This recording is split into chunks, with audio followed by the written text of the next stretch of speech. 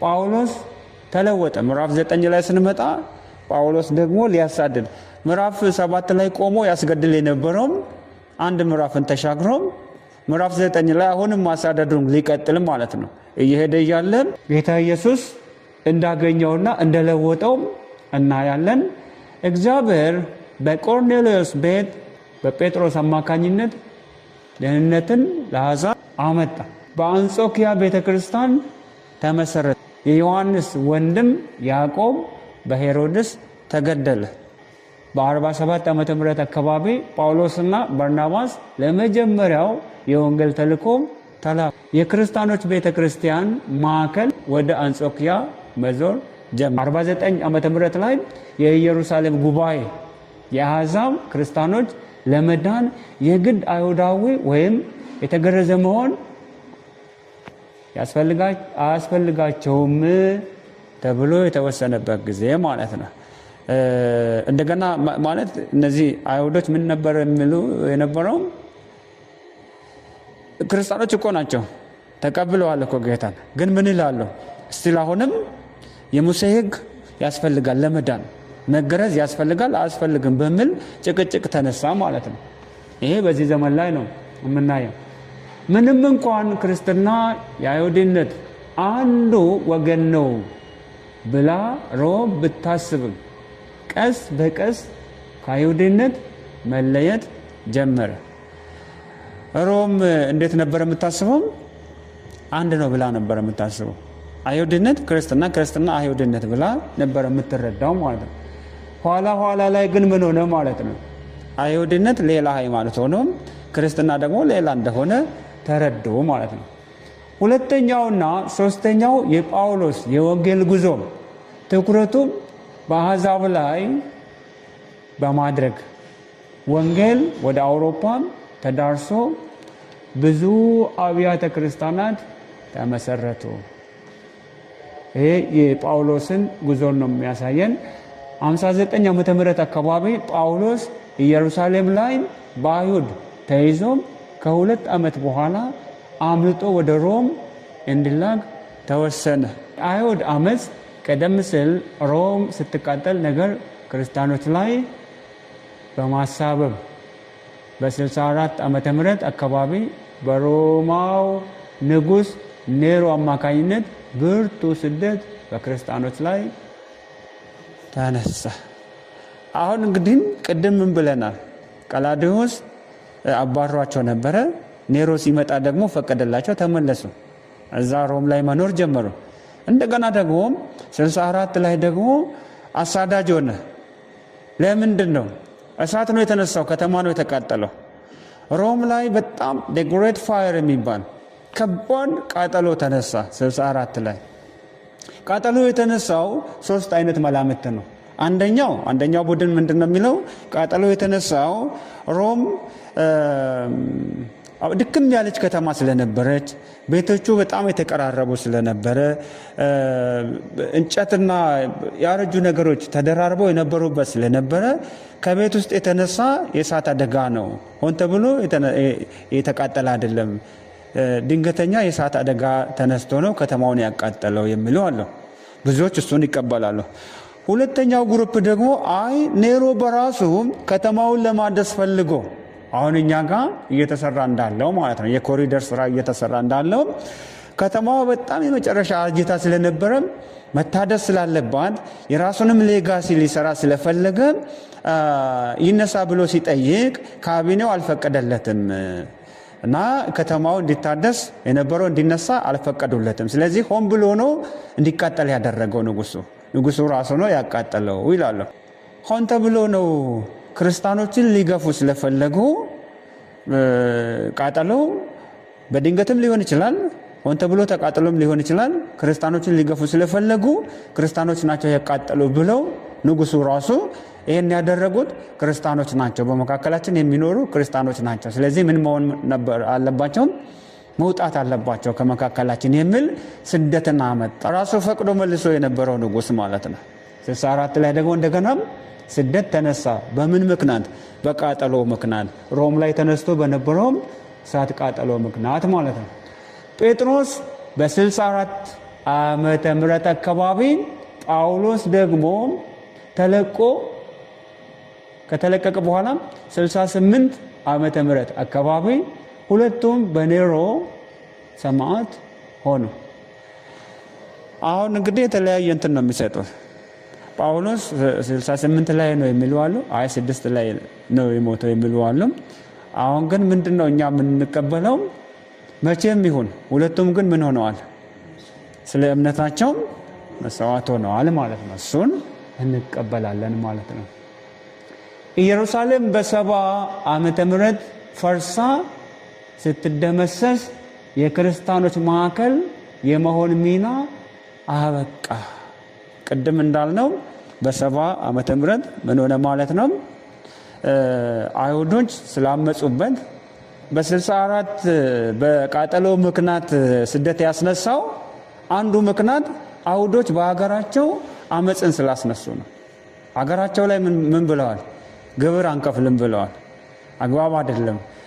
ቤተ መቅደስ ገብታችሁ ልታረክሱ አይፈቀድላችሁም ብለዋል። ቤተ መቅደስ ገብታችሁ ወርቃችንን ልትወስዱ አይገባም ብለዋል። ስለዚህ እዛ ሲያመፁ አገራቸው ላይ ደግሞ ምን አለ ማለት ነው? ከዛም እንዲወጡ በቀል ነው ማለት ነው። እንደዛ ነው የሆነው። አሁን ክርስትና ከአይሁድነት ነፃ በመሆኑ የራሱን መታወቂያ እንዲኖረው በማድረግ አውሮፓ፣ እስክንድሪያ፣ ግብፅና ሮም በመሳሰሉ የታወቁ የዓለም ክፍሎች ተሰራጨ። በቃ ለየለት ማለት ነው። ክርስትና ማለት የይሁድነት እንዳልሆነ ለዓለም ታወቀ። በምን ምክንያት? በእነዚህ ስደቶች ምክንያት ማለት ነው። ክርስቲያኖች ይሰደዳሉ። ባሉበት ሀገር ላይ ይጨቆናሉ። በሀገራቸው በራሳቸው ሀገር ይጨቆናሉ። በሄዱበትም ደግሞ ጥገኛ ሆነው በሚኖሩበትም ደግሞ ይሰደዳሉ በእምነታቸው ምክንያት። ስለዚህም ምን ሆነ ማለት ነው?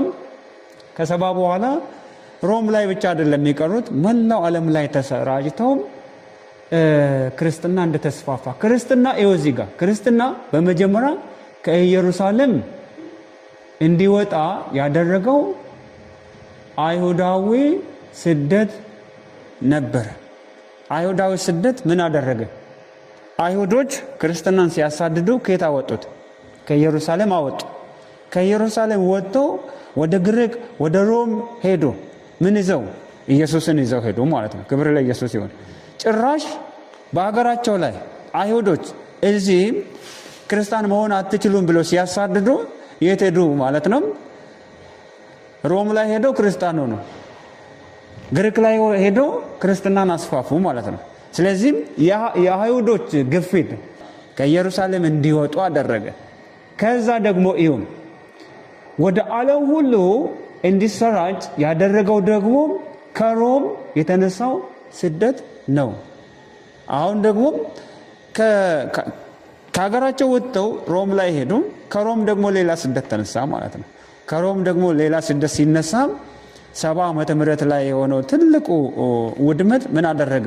ዓለም ሁሉ ላይ እንዲበተኑ አደረገ። አብዛኞቹ ሐዋርያት ከዮሐንስ በስተቀር በ70 ዓመተ ምህረት ሞተዋል። ዮሐንስ ወንጌል አንደኛም፣ ሁለተኛ፣ ሶስተኛ ዮሐንስ መልእክት እና ዮሐንስ ራእይ በስተቀር ሁሉም የአዲስ ኪዳን መጽሐፍት በ70 ዓመተ ምህረት ተጽፈው እንዳለቁ ይታመናል። ይሄ ወደ ኋላ የቀረው ሐዋርያ ከሱ ጽሁፎች በስተቀር ጆሐናን ሊትሬቸር ብለን የምንማረው ማለት ነው 5 ጽሁፎች ከሱ በስተቀር ሌሎቹ 70 ላይ አልቀዋል። ምክንያቱም ሰዎቹ ከሞቱ ጻፊዎቹ ከሞቱ በቃ እስከዛ ድረስ አልቆ ነበር ማለት ተጽፎ ተጠናቆ ነበር የሚል መላምት ያስቀምጣሉ። እሺ ሐዋርያት በመንፈስ ቅዱስ ኃይል ቤተክርስቲያንን በመመስረትና ወንጌልን ለዓለም ሁሉ በማዳረሳቸው ይህ በትክክል የቤተክርስቲያን መሰረት የተጣለበት ወቅት ነው ማለት እንችላለን። የትኛውን ዘመን? ከ33 እስከ 70 ያለው ማለት ነው። በቃ መሰረት የተጣለበት ዘመን ነው። አበይት አስተምሯዊ ክርክሮችን አስተምሯዊ ክርክሮች ነበሩ። ቅዱሳን መጻሕፍትና ሃይማኖታዊ ልምምዶች በዚህ ዘመን ላይ ማለት ነው። እሺ ከ33 ዓመተ ምህረት እስከ 70 ዓመተ ምህረት ባለው ጊዜ የነበሩ አበይት አስተምሯዊ ጉዳዮች የሚከተሉት ናቸው። አንደኛ ሲያከራክር የነበረው አንደኛ ጉዳይ ኢየሱስ መሲህ ነው አይደለም የሚል ማለት ነው። even በክርስቲያኖች መካከል ራሱ ክርስቲያንም ሆነው በአይሁዶችና በአሕዛብ ክርስቲያኖች መካከል የነበረው ትልቅ ክርክር ኢየሱስ መሲህ ነው ኢየሱስ መሲህ አይደለም የሚል ነበረ ማለት ነው። ይሄ አስተምሮ አከራካሪ አስተምሮ ነበረ። በጣም የሚከራከሩበት ነበረ። ሁለተኛም የኢየሱስ በአካል ከሞት መነሳት እርግጠኛነት ማለት ነው። ኢየሱስ ሞቷል ተነስቷል የሚለው በሁሉም ዘንድ ተቀባይነት አልነበረው። አልሞተም የሚለው አሉ፣ ሞቷል አልተነሳም የሚለው አሉ፣ ሞቷል ተነስቷል የሚሉ ደግሞ አሉ። እኛ እንደምናምነው ማለት ነው። ሞቷል፣ ኢየሱስ ሞቷል፣ በትክክል ሞቷል፣ በትክክልም ደግሞ በዛው ስጋ ተነስቷል። ይሄ ያው የሞተው ኢየሱስ መነሳቱን በጣም ብዙ ማስረጃዎችን ማቅረብ እንችላለን። ያ አላምን ያለው ሐዋርያም ና መተጅን አግባና ቼክ አድርግ ብሎ ኢየሱስ ቼክ ሲያስደርግ እናያለን አይደል? መጽሐፍ ቅዱስ ላይ በቃ የተነሳው የሞተው እሱ ራሱ እንደተነሳ ያሳያል ማለት ነው። ይሄ አስተምሮ በጣም ሲያጨቃጭቅ የነበረ ነው። ክርስትና ከአይሁድነት ጋር ያለው ዝምድና ምንድን ነው የሚል ማለት ነው። አይሁዶች በራሳቸው ክርስቲያን ናቸው አይደሉም? ክርስትና ሌላ ነው ወይስ የአይሁድነት ሃይማኖት ነው? ይሄም አጨቃጫቂ ነበረ። እምነት ብቻ ለድነት ይበቃል ወይስ አይበቃም? ሰው ምንድነው በእምነት ብቻ ነው ወይስ እምነት ላይ ሌላ ጨምሮ የሚል አስተምሮም በጣም አጨቃጫቂ ነበረ ማለት ነው። በዚህ ዘመን በእምነት በመመላለስና ሕግን በመጠበቅ መካከል ያለው ዝምድና ምንድነው? በሕግና በጸጋ መካከል ያለው ግንኙነትስ ምንድነው? ሕግ አለ፣ ጸጋ ደግሞ አለ። በጸጋና በሕግ መካከል ያለው ዝምድና ምንድነው? በጣም ሲያጨቃጭቅ የነበረ ስነ መለኮታዊ ትምህርት ማለት ነው። ከላይ ያሉት እነዚህ ነገረ መለኮታዊም ጉዳዮች የሚያተኩሩት በክርስቶስ ማንነትና ስራ ላይ ነው። እነዚህ ሁሉ ስለምንድን ነው ትኩረታቸው? ስለ ክርስቶስ ማንነት፣ ስለ ክርስቶስ ስራ ትኩረት ያደርጋሉ። በዚህ ዘመን ሲያጨቃጭቅ የነበረው ይሄ ነው ማለት ነው። ስለ የትኛው ዘመን ነው እያየን ያለ ነው? ከ33 እስከ 70 ዓመተ ምህረት ማለት ነው። አምልኮን በተመለከተ ቤተክርስቲያን አብዛኛውን ጊዜ አልፎ አልፎ ደግሞ በቤተ መቅደስ በአይሁድ ምኩራቦችና ያመልኩ ነበር ማለት። እውነተኛው የወንጌል ይዘት ምንድነው? እውነተኛ ወንጌል ስንል ይዘቱ ምን ይመስላል የሚለው ከዛ ክፍል ማግኘት እንችላለን። የመንፈሳዊ ስጦታዎች ጥቅም ዓላማው ምንድነው? በዮሐንስ ጽሑፍ ላይ ስናይ ማለት ነው። አሁንም ግራ እንጋባለን አይደል? ይሄ በዛ ዘመን ላይ የቆመ እኮ አይደለም።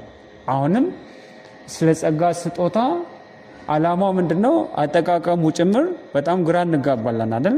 ያ ነበረ። ከዚህ ከዮሐንስ ጽሑፍ እንረዳለን። በቤተ ክርስቲያን ውስጥ የሴቶች ተሳትፎ ምን ይመስላል? ምን መሆን አለበት? የቤተ ክርስቲያን የሥነ ሥርዓት እርምጃዎች ምን መምሰል አለባቸው?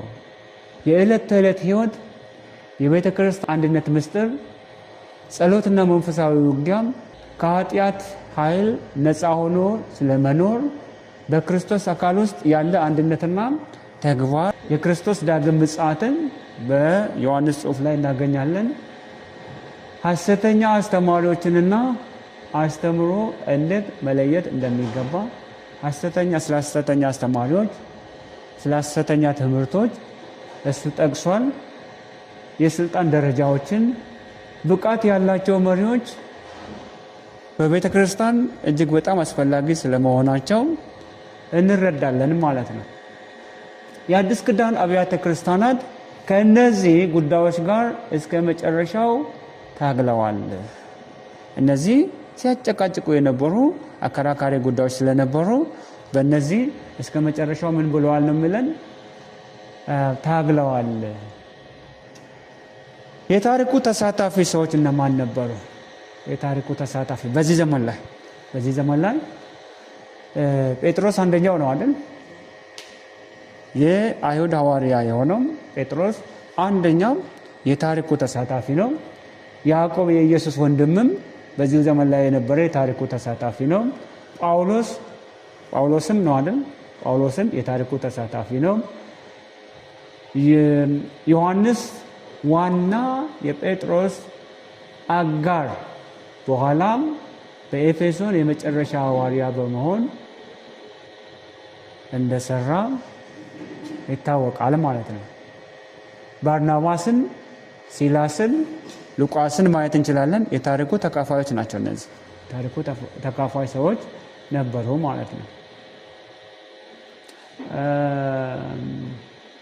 እነዚህ የጠቀስናቸው ሰዎች ታማኝ የክርስቶስ አገልጋዮች የነበሩ እንደሆነ ከመጽሐፍ ቅዱስ እንረዳለን።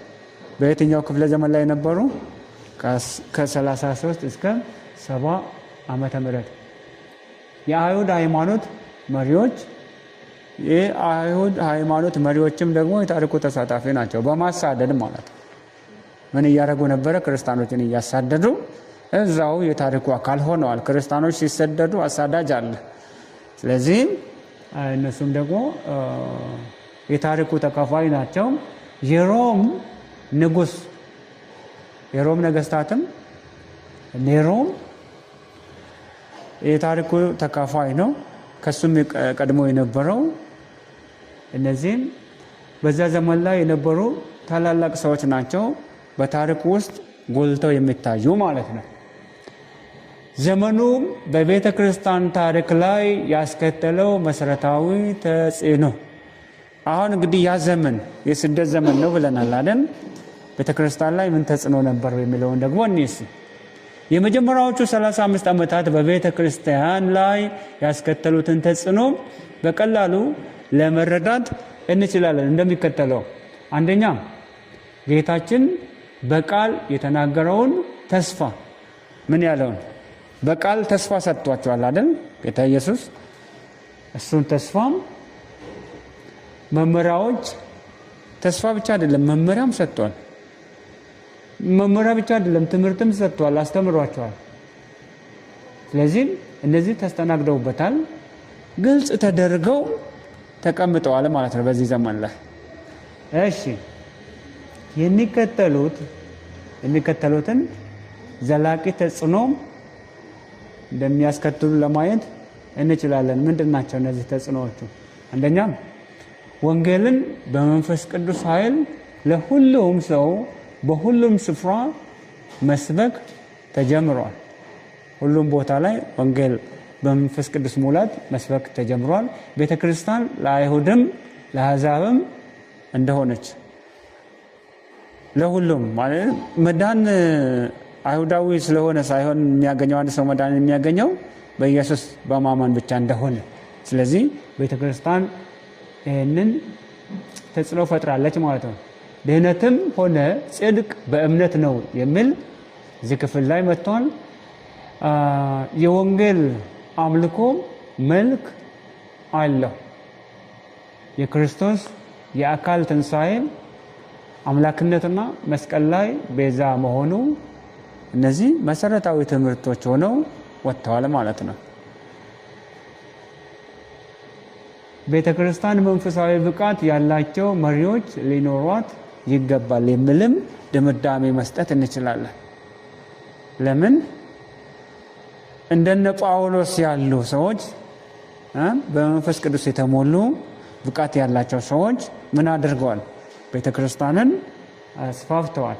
ዛሬም ቢሆን እንደነሱ ያሉ ብቃት ያላቸው ሰዎች በመንፈስ ቅዱስ የሚመሩ ሰዎች ለቤተ ክርስቲያን እንደሚያስፈልግ ክፍሉ ያስተምረናል ማለት ነው።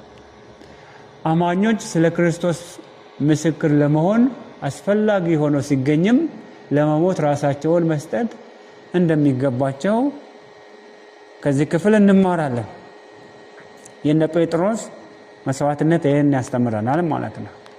እነ ጴጥሮስ መሞቱን አይደለም የተቃወመው፣ የሚሞትበትን መንገድ ነው የተቃወመው።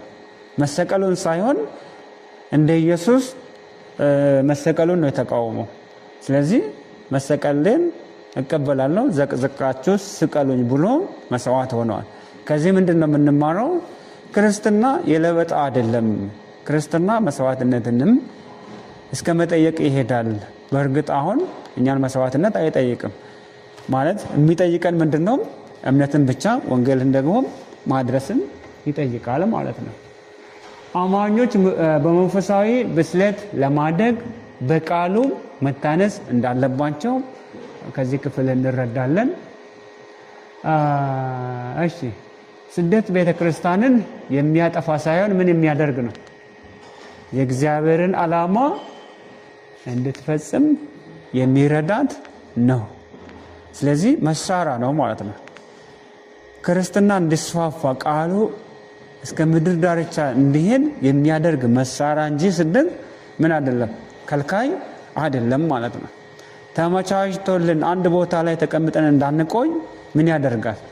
ስደት ያስነሳል ማለት ነው። ስለዚህ ይህን ከዚህ እንማራለን ማለት ነው። እችን ክፍል ስናጠቃልለት ፖለቲካዊ፣ ታሪካዊና ባህላዊ ሁኔታዎች ቢለዋወጡም ያኔ የነበረ ፖለቲካ ዛሬ አይኖርም። ያኔ የነበረም ታሪካዊ ሁኔታ፣ ባህላዊ ሁኔታም ዛሬ ባይኖርም ቢለዋወጥም የእግዚአብሔር ቃል መመሪያዎች ግን አልተለወጡም። የእግዚአብሔር ቃል አይለወጥም። ሁኔታዎች ይለወጣሉ፣ ታሪክ ይቀየራል፣ ብዙ ነገሮች ይቀያየራሉ። የእግዚአብሔር ቃል ግን ምንድነው? ጸንቶ የሚኖር ዘላለማዊ ቃል ነው። ሰማይና ምድር ራሱ ያልፋሉ፣ ቃሉ ግን ምን ይሆናል? ለዘላለም ጸንቶም ይኖራል።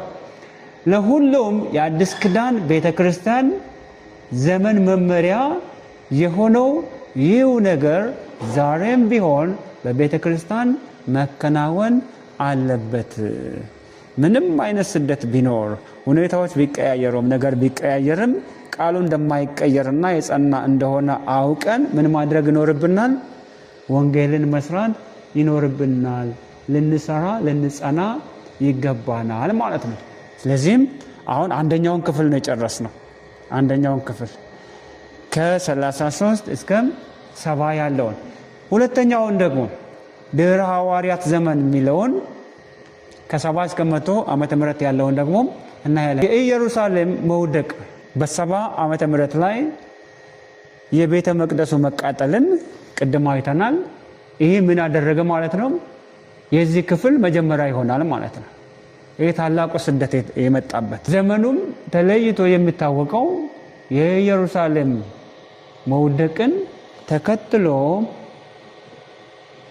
የክርስትናው ማዕከልነት ወደ አንጾኪያና ሮም መዛወሩን እንዲሁም የሐዋርያት መሪነት ተተኪ በሆኑት መሪዎች መተካቱን ነው። በዘመኑ ማብቂያ ላይ ስደት በክርስቲያኖች ላይ በሚያስገርም ሁኔታ ቢበረታም ቤተክርስቲያን ግን ጸንታ ቆማ ነበረ።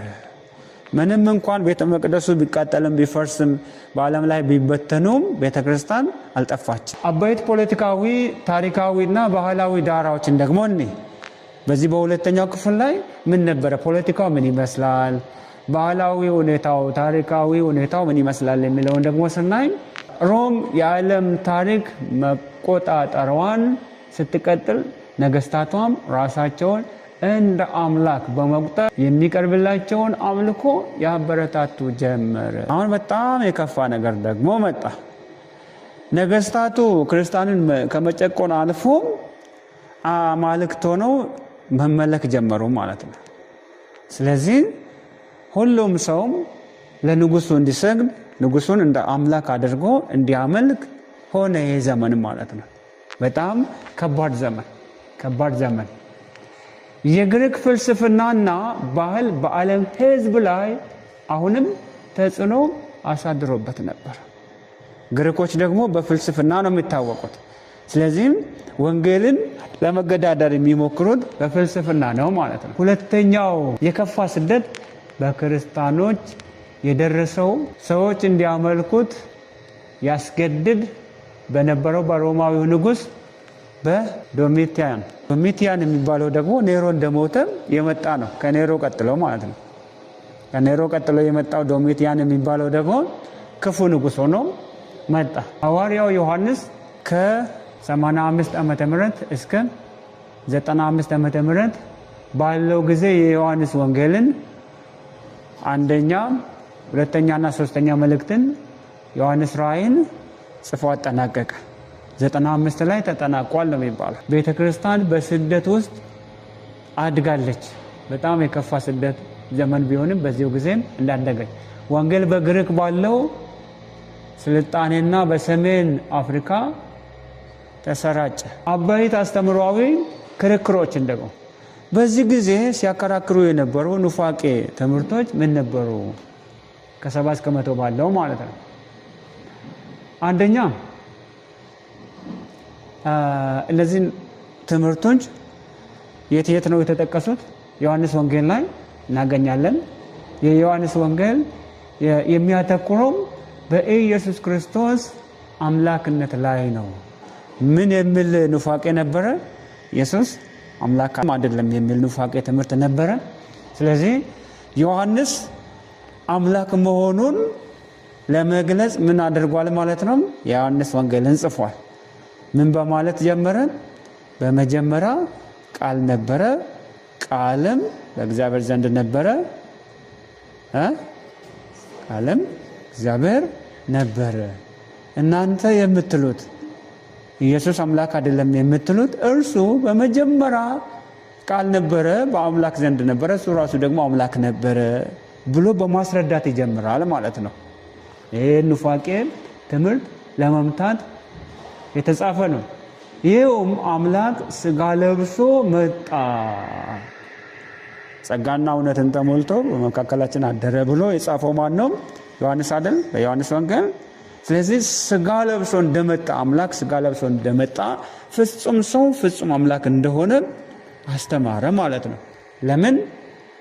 ሰው ነው እንጂ አምላክ አይደለም የሚል አስተምሮ ስለነበረ ማለት ነው። አንደኛ ዮሐንስ የኃጢአት ባህሪ እንዳለን መካድ በራሱ ኑፋቄ ነው። የኃጢአት ባህሪ አለ። ግን እሱን የምናሸንፈው በምንድን ነው? ኃጢአተኛ አልነበርኩም አይደለሁም ብለን በመካድ አይደለም። ኢየሱስን በመቀበል በጸጋ በእምነት ነው የምናሸንፈው ማለት ነው። ይሄን ያስተምራል። የንጽህና አስፈላጊነትን ያስተምራል። ምንም ንጹህ መሆን አይጠበቅም፣ በስጋ ምንም ብንሆን ችግር የለውም የሚሉ አስተማሪዎች ስለነበሩ ማለት ነው። ያንን ለመምታት ነው ይሄን መልስ የሚሰጠው ማለት ነው። በኃጢአት የተሞላ ህይወት ከክርስትና ጋር አብሮ እንደማይሄድ ያስተምራል። ኃጢአት ብንሰራ ስጋችን ላይ ኃጢአትን ብንሰራ ነፍሳችን መንፈሳችን ሲልድ የሆነ ነው፣ ምንም አይገናኝም። እኛ በስጋ እንደፈለግን ብንሆን ምንም ችግር የለውም የሚሉ አስተማሪዎች ስለነበሩ አይ ነው ስጋና መንፈስ የተለያዩ ቢሆኑም ስጋን አቆሽሸ መንፈስን ልታጸድቅ አትችልም እና ምን መሆን አለበት ይላል ማለት ነው። በኃጢአት የተሞላ ህይወት ከክርስትና ጋር አብሮ አይሄድም የሚል ትምህርት እናገኛለን ማለት ነው። የክርስቶስን እውነተኛ ሰውነት መካድ በራሱ ኑፋቄ ነው። እሱ ፍጹም ሰው ነው፣ ፍጹም አምላክ ነው ስንል ሰው ከሆነ እንዴት አምላክ ይሆናል የሚል ክርክር አለ ማለት ነው። እሱን የሚክድ ሰው እንደሆነ የማይቀበል ምንድነው ማለት ነው? ትልቅ ኑፋቄ ነው። ኢየሱስ ሰው እንደሆነ የማይቀበል አስተምሮ አለ። እሺ፣ ሰዎችን መውደድ አለመቻል ደግሞ እግዚአብሔርን ያለመውደድ ምልክት እንደሆነ ማሳያ እንደሆነ ያስቀምጣል። ስለዚህ ወንድሙን የሚጠላ ምንድነው አለ? ነፍሰ ገዳይ ነው። ጭራሽ ነፍሰ ገዳይ አለመውደድ ነፍስ ከመግደል ጋራ ተመሳሳይ የሆነ ነገር እንደሆነ አድርጎም ያስቀምጣል ማለት ነው። የፈለግኩትን እወዳለሁ፣ የፈለግኩትን እጠላለሁ፣ እንደፈለግኩ እኖራለሁ፣ ምን ችግር አለው? ይሄ ከኔ ህይወት ጋራ አይገናኝም፣ ከዘላለም ህይወት ጋራ አይገናኝም። የሚሉ ስለነበሩ አይደለም ይገናኛል ይላል ማለት ነው። ዮሐንስ ደግሞ ይገናኛል። እንዴት ነው የሚገናኘው? አንተ ካጠገብ ያለው ወንድምህን የምትጠላ ከሆነ እግዚአብሔርን እንዴት አይተህ ነው የምትወደው? ወንድምህን እህትህን የምትጠላ ከሆነ እግዚአብሔርን የመጥላት ምልክቱ ይሄ ነው ይለናል ማለት ነው። እሺ የዓለምና የእግዚአብሔር ነገሮች ፈጽመው አይጣጣሙም። ሁለቱ የማይጣጣሙ ነገሮች እንደሆኑ ዓለም የራሷን ነገር ይዛ እንደምትል የእግዚአብሔር ነገር ደግሞ ሌላ እንደሆነ ያሳያል። እነዚህ አስተምሮች ነበሩ። በእምነት ጸንቶ መኖር በጣም መሰረታዊ ነገር እንደሆነ ያስተምራል። አምልኮተ ጣዖት በአንደኛ ዮሐንስ የምናገኛቸው አንዳንድ ቁልፍ ምንባቦች አስተምሯዊ ጉዳዮችን ያብራራል። የሁለተኛ ዮሐንስ ደግሞ ምንድን ነው የሚያቀርበው? አሁንም ዮሐንስ እንግዲህ ስለምንድን ነው የሚከራከረው ብለናል? ስለ ኑፋቄን በጣም በጊዜው የነበሩ ኑፋቄ ትምህርቶች ከባድ ስለነበሩ ለዛ ነው መልስ እየሰጠ ማስተካከያ እየሰጠ ሄደው ማለት ነው። በሁለተኛ ዮሐንስ ደግሞ እንደዚህ ይላል፣ በእግዚአብሔር ቃል የእውነት ብርሃን መሰረት የፍቅር ሕይወት መኖር አስፈላጊ መሆን። ስለ ብርሃን ስለ ፍቅር በተደጋጋሚ የሚገልጸው ለዚህ ነው ማለት ነው። የሐሰት አስተማሪዎችን አለመቀበልና መገሰጽ አስፈላጊ እንደሆነ፣ የሐሰት አስተማሪዎች አሉ፣ እነሱን አትቀበሉ፣ መገሰጽም አስፈላጊ እንደሆነ በሁለተኛው ዮሐንስ እናገኛለን። በሶስተኛው ዮሐንስ መልእክትስ በሶስተኛው ደግሞ አብሮ ለሚያገለግሉ ክርስቲያኖች ገንዘብ የማዋጣት አስፈላጊነት፣ እንግዲህ የማካፈል አስፈላጊነትን ደግሞ በሶስተኛው መልእክቱ ይናገራል ማለት ነው። ክፉ የሆነውን ሳይሆን መልካሙን ምሳሌ መከተል አስፈላጊ እንደሆነ፣ ክፉውን ትተን መልካሙን መከተል አስፈላጊ እንደሆነ ደግሞ በሶስተኛው መልእክቱ ይናገራል። ራእይ ጋር ስንመጣ ደግሞ ራእይ ምዕራፍ 2 እና ምዕራፍ 3ን ስናይ በኤፌሶን አቅራቢያ ለነበሩት 7ቱ አብያተ ክርስቲያናት የተጻፉት ደብዳቤዎች በዚህ ዘመን ስላለው ቤተክርስቲያን ትምህርት የሚሰጡ ናቸው። ያኔ የነበሩም አሁንም ካሉት ጋራ በብዙ ነገር ስለሚመሳሰሉ አብያተ ክርስቲያናቱ የተነጻጸሩት አንዳቸው ከሌላው ጋር ሳይሆን፣ ለምሳሌ 7ቱ አሉ አይደል? ከሰባቱን እርስ በርስ ሳይሆን ያነጻጸረው ከማጋ ነው? ከክርስቶስ መመዘኛ ጋር ነው። ክርስቶስ ራሱ ቤተክርስቲያንን የሚመዝንበት መመዘኛ አለ። ለምሳሌ ቤተክርስቲያናት አለው አይደል? አንድን ቤተክርስቲያን ከሌላው ቤተክርስቲያን ጋር ንጽጽራዊ መስራት ሳይሆን ራሷ እያንዳንዷ ቤተክርስቲያን ከክርስቶስ መመዘኛ ከቃሉ አንጻር እንዴት ነው የምትታየው የሚለውን ነው የመዘናቸው ማለት ነው። ለምሳሌ በኤፌሶን የነበረችው ቤተክርስቲያን ንጹሕ አስተምሮ ነበራት። መልካም መሪ የነበሯት ቤተክርስቲያን ናት። በመከራ ውስጥ የሆነች ቤተክርስቲያን ናት። ነገር ግን የመጀመሪያ ፍቅሯን የጣለች ቤተክርስቲያን ናት።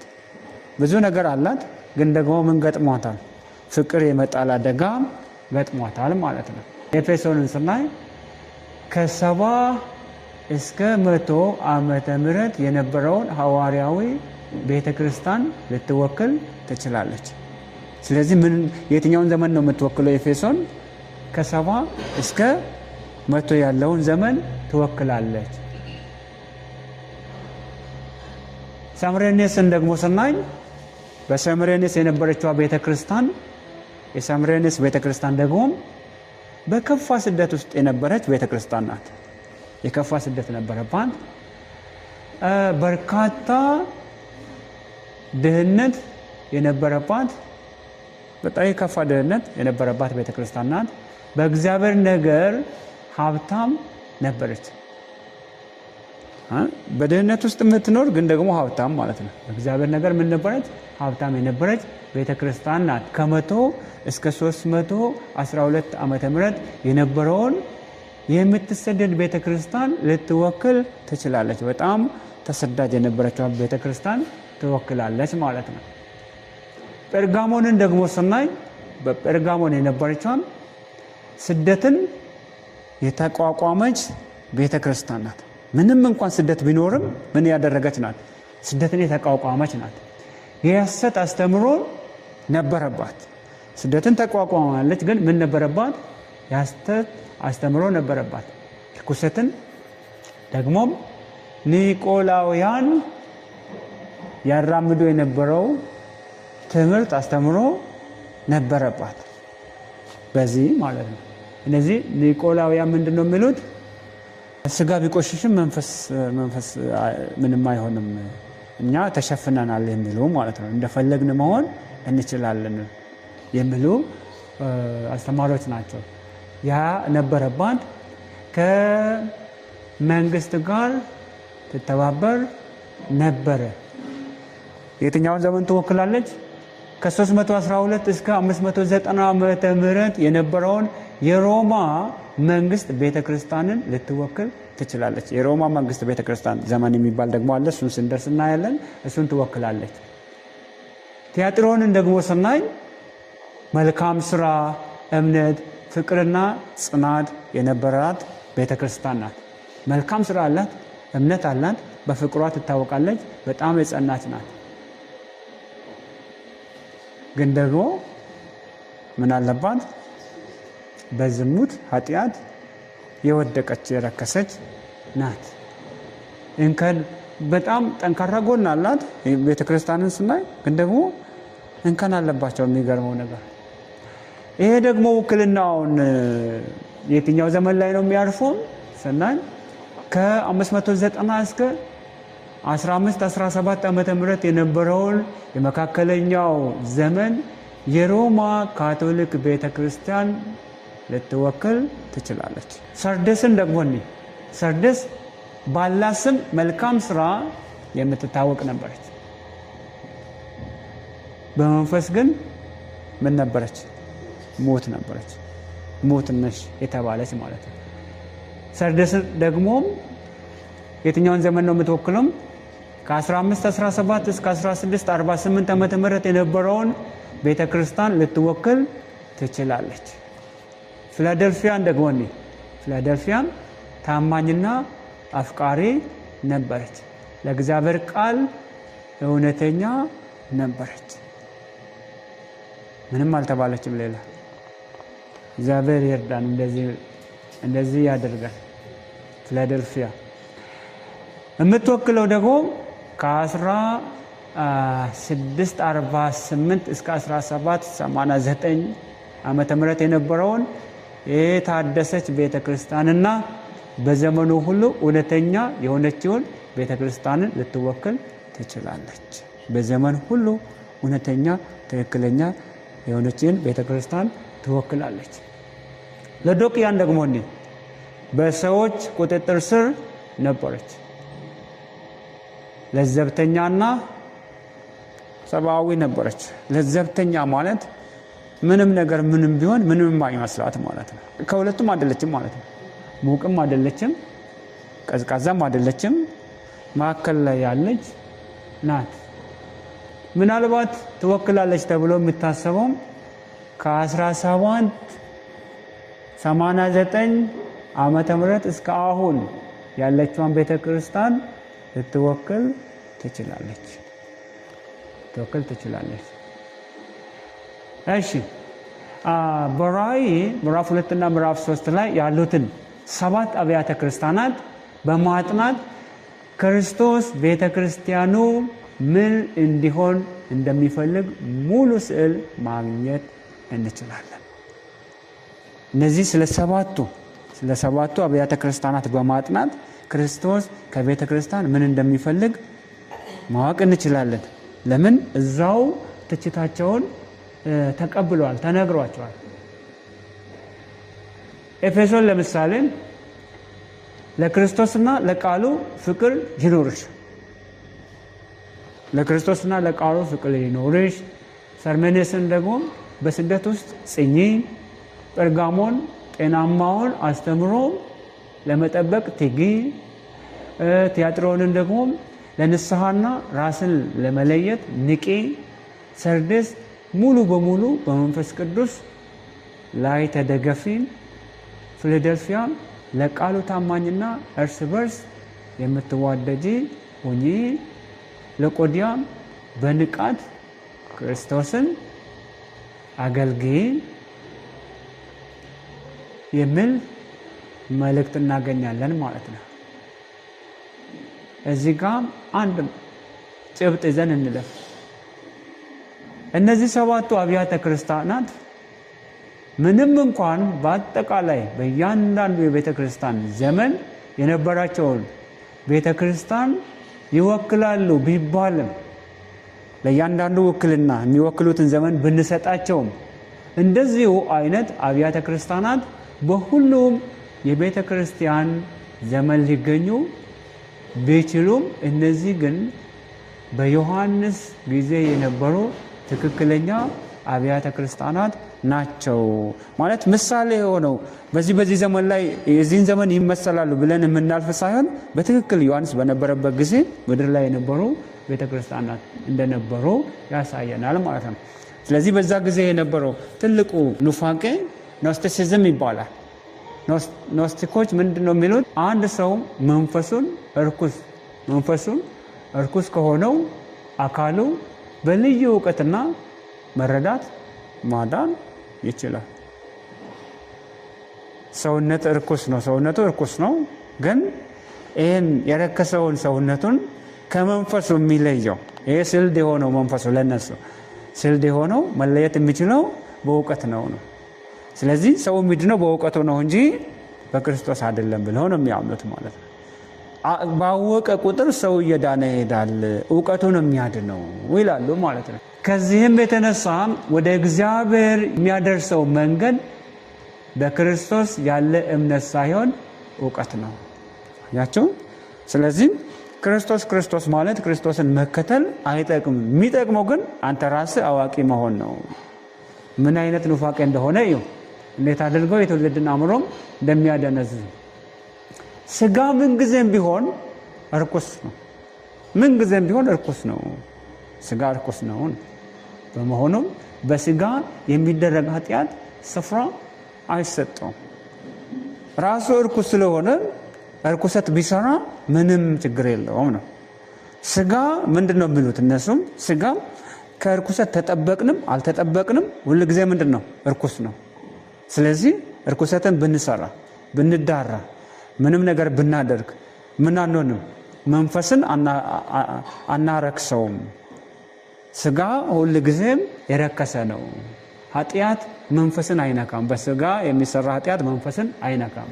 ኢየሱስ በእውነት ስጋ አልለበሰም። ለምንድን ነው እንደዚህ የሚሉት? ስጋ ምንድነው ብለዋል? እርኩስ ነው። ስለዚህ እርኩስ የሆነውን ስጋ አልለበሰም ይላሉ ማለት ነው። ለዛ ነው ፍጹም ሰው ነው ስንል አይ ሰውማ አይደለም፣ ሰው ለመሆን ስጋ መልበስ አለበት። ስጋ ከለበሰ ደግሞ አምላክ አይሆንም። ስጋ ከለበሰ እርኩስ ነው። በሁለተኛውና በሶስተኛው መቶ ክፍለ ዘመን ያቆጠቆጠው የዚህ የሐሰት አስተምሮ ጥንታዊ ዘሮች በዮሐንስ ወንጌል በአንደኛ ዮሐንስና በዮሐንስ ራእይ ውስጥ ይታያሉ።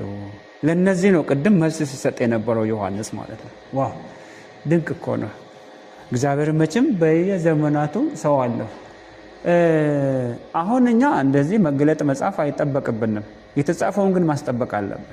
የተጻፈውን አንድ ሰው ተነስቶም እንደዚህ አይነት ኑፋቄዎችን ሲያስተምር አይ ወንጌሉ እንደዚህ አይልም ማለት የማስጠበቅ ኃላፊነት አለብን ማለት ነው። የምንማረውም ለዛ ነው።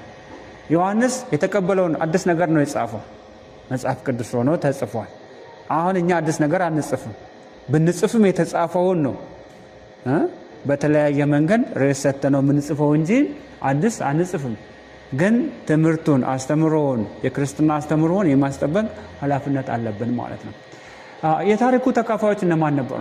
አንደኛ ሐዋርያው ዮሐንስ የታሪኩ ተካፋይ ስለነበረ ነው እንደዚህ አይነት መልእክቶችን ሲጽፍ የነበረው። ሁለተኛም ዶሚቲያን የሚባል